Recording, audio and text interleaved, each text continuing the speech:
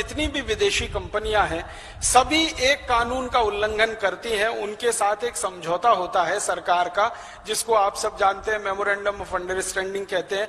तो एमओयू में जो शर्तें होती हैं, एक भी शर्त को एक भी कंपनी नहीं मानती। जैसे मैं आपको एक उदाहरण देके बताऊं, हमारे देश में अमेरिका की 2 कंपनियां हैं, एक का नाम है पेप्सी कोला, दूसरे का नाम है कोका कोला। इनके साथ भारत सरकार का जब एमओयू साइन हुआ तो उसमें शर्त है कि ये दोनों कंपनियां जब $5 विदेशों से कमाकर भारत को लाकर देंगी तब ये $1 भारत से ले जाने की अधिकारी होंगी। माने ये कंपनियां भारत से अगर पैसा ले जाना चाहें तो $1 ये तब ले जाएंगे जब $5 कमाकर भारत के धन कोष में जमा कर देंगे।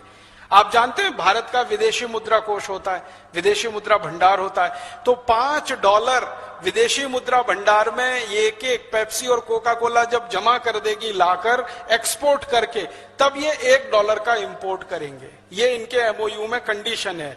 लेकिन पिछले 17 वर्षों में दोनों कंपनियों ने इस कंडीशन का आज तक पालन नहीं किया है। आंकड़े ये बताते हैं कि ये कंपनियां $5 यहां से लेके जा रही हैं, तब $1 लेके आ रही हैं। तो एमओयू की जो सबसे प्रमुख शर्त है उसका उल्लंघन हो रहा है। हमारी सरकार के द्वारा मंत्रालय ने जो साइन किया है एग्रीमेंट, उसका उल्लंघन हो रहा है। हम इनको कोर्ट में घसीट सकते हैं और बहुत आसानी से इस पर फैसला ले सकते हैं। एक इसी तरह की एमओयू की शर्त है कि पेप्सी और कोका कोला कंपनी भारत देश में सॉफ्ट ड्रिंक नहीं बेचेगी। पानी जो बोतल में भरा हुआ जिसको कार्बोनेटेड वाटर कहते हैं वो नहीं बेचेंगे। इनका भारत में आने का मुख्य मकसद है और एमओयू की कंडीशन है कि भारत के किसानों का आलू, टमाटर, प्याज, गोभी, पत्ता गोभी, गाजर आदि आदि जो फल हैं, सब्जियां हैं, जो हर साल 60,000 करोड़ के खराब हो जाते हैं, उनको प्रोसेस करके ये भारत में और भारत के बाहर विदेशों में बेचेंगे। प्रोसेस करके बेचेंगे, कच्चा माल भी नहीं बेच सकते, प्रोसेस करके बेचेंगे। लेकिन दुर्भाग्य हमारे देश में यह है कि इन कंपनियों का जो प्रोसेस किया हुआ टमाटर, आलू आदि का खाद्य पदार्थ है वो बहुत मामूली सा बिक रहा है और पूरे हिंदुस्तान में इनका सॉफ्ट ड्रिंक बिक रहा है, जो बेचने की इनको परमिशन नहीं है। फिर एक तीसरी कंडीशन है एमओयू की, वो ये है कि पेप्सी और कोका कोला कभी भी अपने ब्रांड नेम से कोई चीज भारत में नहीं बेचेंगे। माने पेप्सी नाम से कुछ नहीं बिकेगा, कोका कोला नाम से कुछ नहीं बिकेगा, वो अपने ब्रांड नेम का भारत में इस्तेमाल नहीं कर सकेंगे। लेकिन दुर्भाग्य हमारे देश में एमओयू की ये शर्त का भी वो उल्लंघन कर रहे हैं। उनके अपने ब्रांड नेम से सारी चीजें इस देश में बिक रही।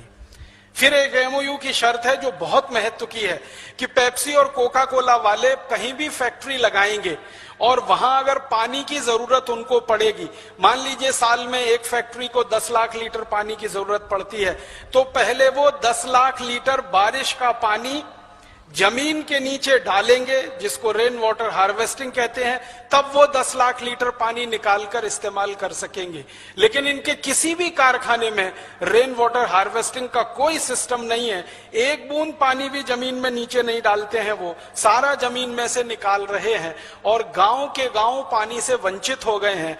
अगर यहाँ राजस्थान के कोई न्यायविद आए होंगे तो उनके लिए मैं कह रहा हूं, आप एक छोटी सी टीम बनाइए, जयपुर के पास एक गांव में जाइए, उस गांव का नाम है काला डेरा। उस काला डेरा में पेप्सी कोला का प्लांट लगा हुआ है। उन्होंने पिछले 4-5 साल में पानी इतना निकाल लिया है जमीन से कि काला डेरा गांव के आसपास के 50 गांवों का पानी सूख गया है। अब उस गांव के किसानों को पीने के लिए पानी लाने के लिए टैंकर मंगाना पड़ता है, 3-4 किलोमीटर दूर जाना पड़ता है जानवरों के पानी की व्यवस्था के लिए। सारा पानी पेप्सी कोला कंपनी ने खर्च कर दिया। ऐसी एक नहीं बहुत सारी शर्तें हैं। एक शर्त यह है कि पेप्सी कोला और कोका कोला कंपनी भारत में आएगी, एक भी व्यक्ति का रोजगार अगर उनके कारण जाएगा तो कंपनी की जिम्मेदारी होगी, माने वो किसी को बेरोजगार नहीं कर सकते। लेकिन इन दोनों कंपनियों ने भारत में आकर क्या किया, हमारे देश के जो स्वदेशी बॉटलिंग प्लांट थे, आपको मालूम है एक कैंपा कोला हुआ करता था, एक 777 हुआ कर सकता होता था, एक फेंटा हुआ करता था, तो ये स्वदेशी बॉटलिंग प्लांट थे सॉफ्ट ड्रिंक्स के। इन सबको इनको टेक ओवर किया, पेप्सी और कोका कोला ने खरीदा, फिर इनमें से हजारों कर्मचारियों को बाहर निकाल दिया और बहुत थोड़े से कर्मचारियों के साथ उनका अब बॉटलिंग प्लांट चल रहा है। तो मैंने आपको ये पेप्सी कोला का नाम लेके कहा, इनके एमओयू की एक भी शर्त ये नहीं मानते हैं, सब शर्तों का उल्लंघन करते हैं और धड़ल्ले के साथ भारत में व्यापार करते हैं।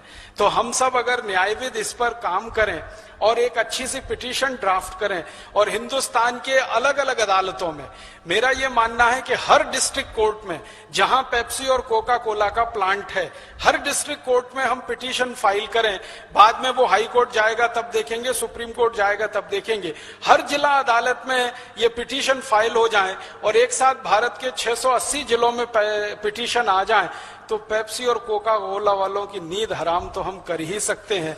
हिंदुस्तान से उनको भगाने की रास्ते तो खोल ही सकते हैं। उनको पता क्या चल जाएगा कि संसद में बैठे हुए 545 एमपीज जो आज तक उनका समर्थन कर रहे हैं, अब उससे बड़ी ताकत हिंदुस्तान के जिलों में खड़ी हो गई है, जो इनकी खाट खड़ी कर देंगे या इनकी जड़ खोद देंगे।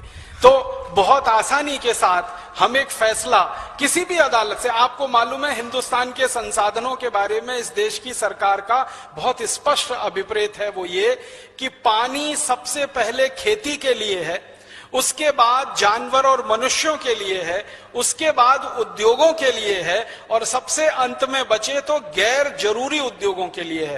पेप्सी और कोका कोला का जो सॉफ्ट ड्रिंक है वो हमारे देश की परिभाषा के अनुसार गैर जरूरी है, अननेसेसरी इंडस्ट्री है, उसके लिए पानी तो सबसे अंत में है। सबसे पहले पानी खेती के लिए, दूसरे नंबर पर हमारे और जानवरों के पीने के लिए और उसके बाद इंडस्ट्रीज के लिए, और इंडस्ट्रीज में भी एसेंशियल इंडस्ट्रीज के लिए पहले, नॉन एसेंशियल्स के लिए सबसे अंत में। तो पेप्सी कोक की इंडस्ट्री नॉन एसेंशियल है, हम इनको आसानी से अदालत में खड़ा कर सकते हैं।